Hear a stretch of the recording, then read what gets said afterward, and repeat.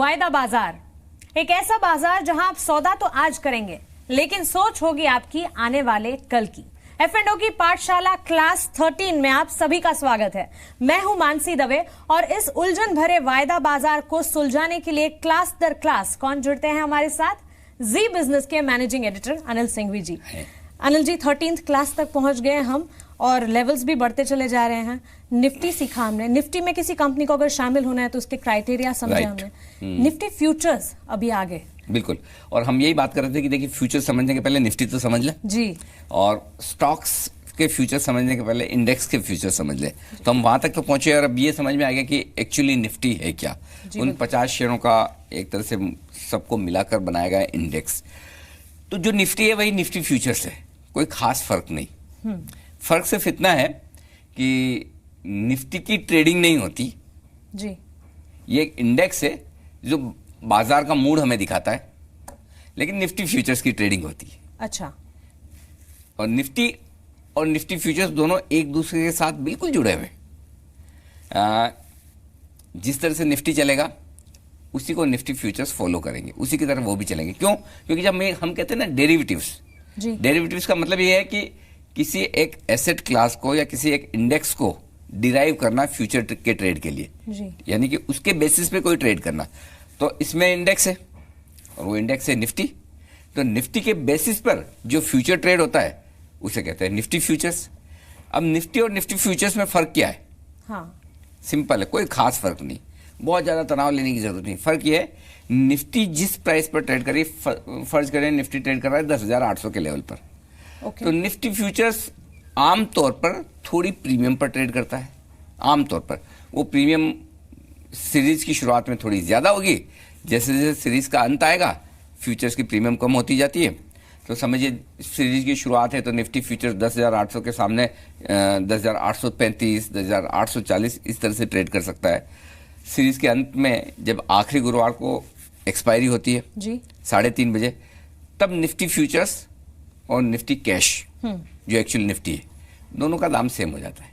अच्छा, एक्सपायरी के दिन दोनों के दाम सेम होता है। मतलब जिस लेवल पर कैश की एक्सपायरी, कैश मार्केट बंद होगा हर महीने के आखिरी गुरुवार को 3:30 बजे, वही लेवल निफ्टी फ्यूचर्स की एक्सपायरी का भी माना जाएगा।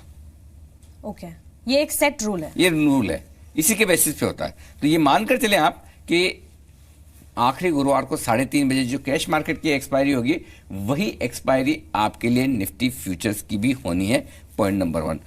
कभी कभी निफ्टी फ्यूचर्स प्रीमियम के बजाय डिस्काउंट में भी ट्रेड कर सकते हैं, थोड़ा ऊपर के बजाय थोड़ा नीचे भी ट्रेड कर सकते हैं। ये अलग अलग इस बात पर डिपेंड करता है कि उस तरह का मूड माहौल कैसा है, शॉर्ट पोजीशन बनी हुई है नहीं बनी, वो थोड़ी सी टेक्निकल चीजें हैं जो मैं आगे आपको और विस्तार से मौका लगेगा तब बताऊंगा। लेकिन फिलहाल ये समझ लीजिए निफ्टी और निफ्टी फ्यूचर्स में कोई खास फर्क नहीं। फर्क इतना है कि निफ्टी को आप ट्रेड नहीं कर सकते, निफ्टी फ्यूचर्स को ट्रेड कर सकते, बिल्कुल ट्रेड किया जा सकता है। और आखिरी गुरुवार को निफ्टी और निफ्टी फ्यूचर्स के प्राइस दोनों के भाव सेम हो जाएंगे। ये क्लोजिंग प्राइस है ना आखिरी गुरुवार की दोनों की सेम होगी। चलिए, लेकिन फिर आपने ये भी बताया था कि हम जब ट्रेड करते हैं वायदा बाजार में तो फिर लॉट में ट्रेड करेंगे। बिल्कुल, और क्योंकि हम लॉट में ट्रेड कर रहे हैं हमें मार्जिन्स देने होंगे। राइट, तो मार्जिन्स कितने लगेंगे? देखिए मार्जिन्स एक बहुत बड़ा सब्जेक्ट है और अलग अलग तरह के मार्जिन्स होते हैं, कई तरह के मार्जिन्स होते हैं जो हम आगे विस्तार से आगे की क्लासेस में हम बताएंगे आपको। लेकिन फिलहाल चूंकि हम ये कहते हैं कि वायदा कारोबार में लोगों का आकर्षण क्यों है ट्रेड करने के लिए, वो इसलिए कि आपको पूरे पैसे नहीं देने, हाँ, है ना, हाँ। इसीलिए तो पूरे पैसे नहीं देने तो कितने देने,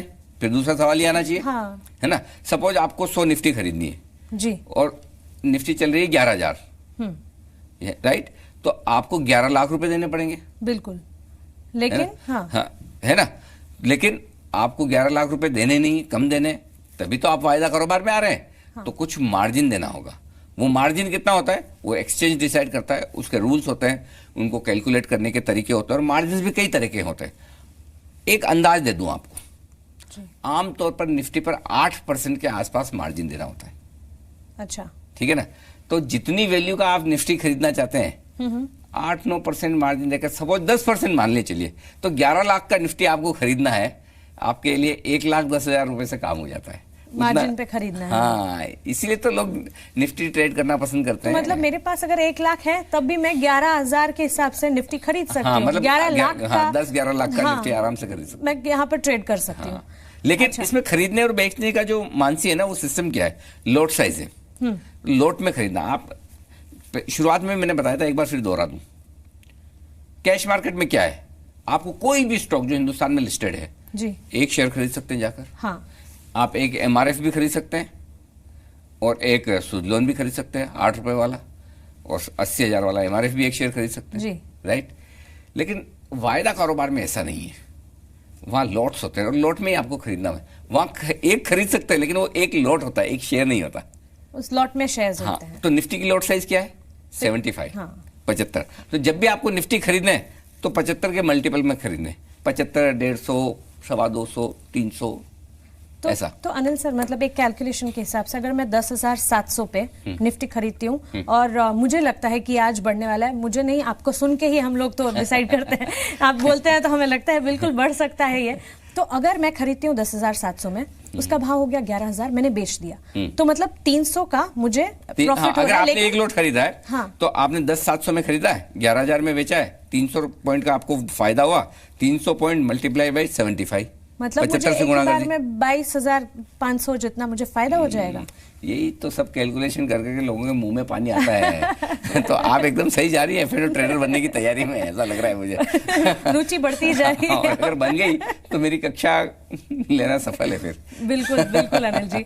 लेकिन अब ये भी सवाल है कि अगर तेजी, लेकिन एक मिनट मानसी जी, इसमें मार्जिन आपको कितना देना है, मार्जिन 8%। हाँ, सपोज है ना, सपोज आपने 11 लाख का निफ्टी खरीदा है, हाँ, 8% यानी कि 8,800 रुपए, सॉरी 88,000 रुपए हाँ, आपको मार्जिन देना है, हाँ। ठीक है ना।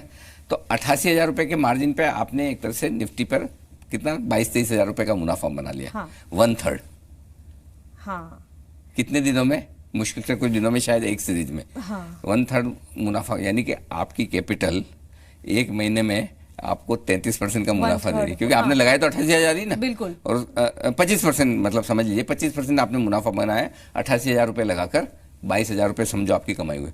25% महीने की कमाई होना मतलब साल के रिटर्न कितने हो सकते हैं। मतलब एफडी का तो डबल ट्रिपल हो जाता है, तो इस इसीलिए तो हिसाब एफएनओ में ट्रेड करने में मजा आता है ना।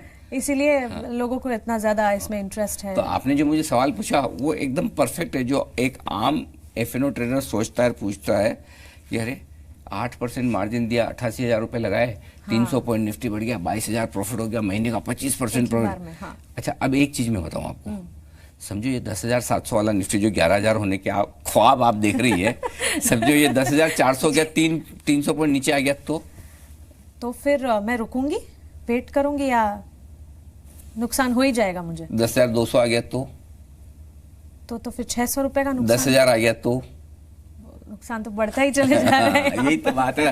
तो देखिए, बात यही है, मैं जो समझाने की कोशिश कर रहा हूँ, जितनी तेजी से पैसा आता है ना, हाँ, उतनी तेजी से जाता भी है। अच्छा, हाँ, तो पता चला कि अगर 700-800 पॉइंट निफ्टी गिर गई, हाँ, तो आपने 88,000 रुपए जितने लगाए थे उसमें से लगभग साढ़े 60-70,000 तो उड़ गए आपके मार्जिन, तो कैपिटल जीरो होने की नौबत आ जाती है। तो जैसे आपका ट्रेड सही हुआ जी, तो मुनाफा आपको ज्यादा होता है जी। उसी तरह से अगर आपका ट्रेड गलत हुआ तो नुकसान भी बहुत ज्यादा होता है। चलिए, तो निफ्टी फ्यूचर्स यहाँ पे हम समझ रहे हैं, और level by level, class by class यहाँ पे तो आगे ही बढ़ते चले जा रहे हैं हम। आगे हम निफ्टी बैंक फ्यूचर्स समझेंगे। आपको बने रहना है हमारे साथ। नमस्कार।